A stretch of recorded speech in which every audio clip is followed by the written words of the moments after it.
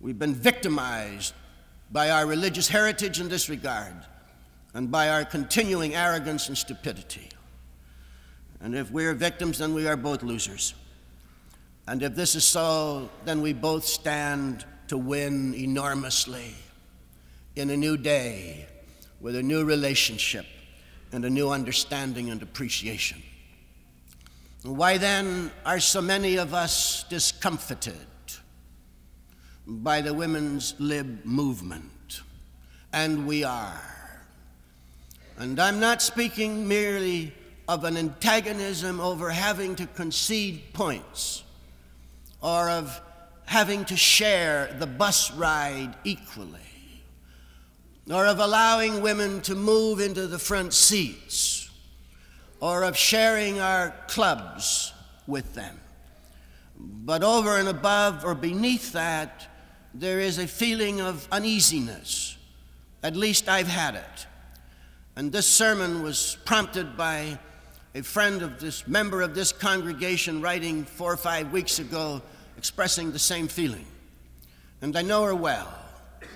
She's one of the most aggressive, competent women that I know, and has, for all the years I've known her, been in the front ranks of women activists to achieve the equality which is so long due to them.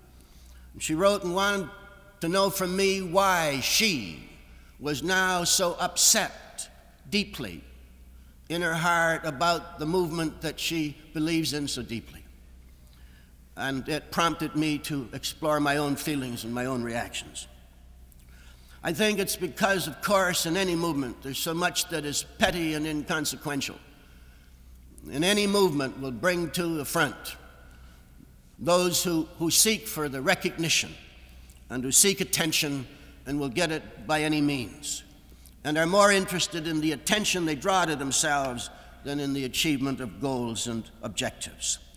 And secondly, because of this and for other reasons, there have been so many harmful, self-defeating methods used. I am referring now principally to the fact that you do not gain freedom by assuming masculine prerogatives and roles. If the female role is inadequate, as any role, quote, should be, or should be beyond restriction and prejudice, you do not gain your freedom by moving into another role. And to move into the masculine role is to self-defeat and to be defeating to those of us males who have for a long time been hoping to change some of the stereotype that males have. We know that our role does not give us freedom, and we would regret deeply to have women ape us, imitate us. There is no natural and necessary validity in aggressiveness, in roughness, in hardness, in the same old prestige standards of how much money do you make, how do you rate on the scale of preference, what are the privileges and deferences paid to you in society. And to ape this kind of behavior is to destroy the hope that many of us have, that men themselves will be able to escape from such restrictions. It is absurd, it seems to me in the most obvious form, for women to escape from their servitude and degradation by aping men in their hair and their dress. There may be a freedom in such hairstyles and dress styles, but they don't automatically confer it. And it's of the most interest to me that as women moved into masculine roles, the males began to move into feminine roles. And this is not an accident, and it's not a logically chosen thing.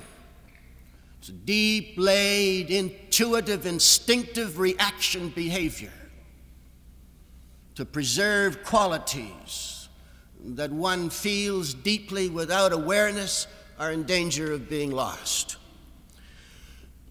To take the opposite side of the picture, it is not necessary for women to be equal, to express themselves, to be themselves, to do anything they want to do, for them to reject all of their old roles or the qualities which have characterized them. And there is a shame currently attached to being a housewife. And women have to apologize for it. And any movement that brings that kind of degradation to that kind of role has got to be making a wrong emphasis. I am saying simply that if a woman doesn't want to be a housewife, that's her privilege. If she doesn't want to be a wife, that's her privilege. But there is no need to diminish the role of housewife or the role and the nature of home work, or to reject and become embarrassed by feminine virtues of softness or tenderness or maternity, or to reject the qualities of sexual allure. There may indeed be, and surely one must assume and assent to the fact, that there is a proper biological relationship between the male and the female, and that all of nature illustrates it, and that there are differences of allure and of approach, of aggression and of passivity. We've had a standardized pattern, but we have been breaking that pattern.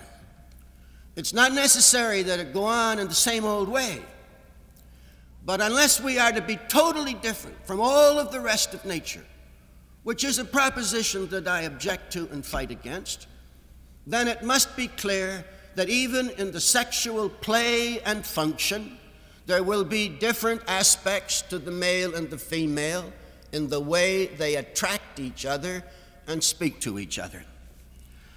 I think these two approaches have been bothering us deeply.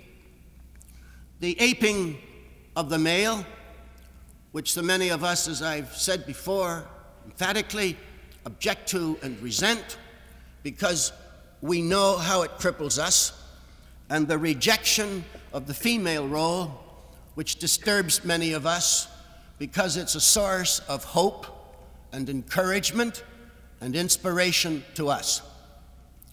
It is obvious and clear to anyone who examines the matter at all that there is no such thing as a total female or a total male.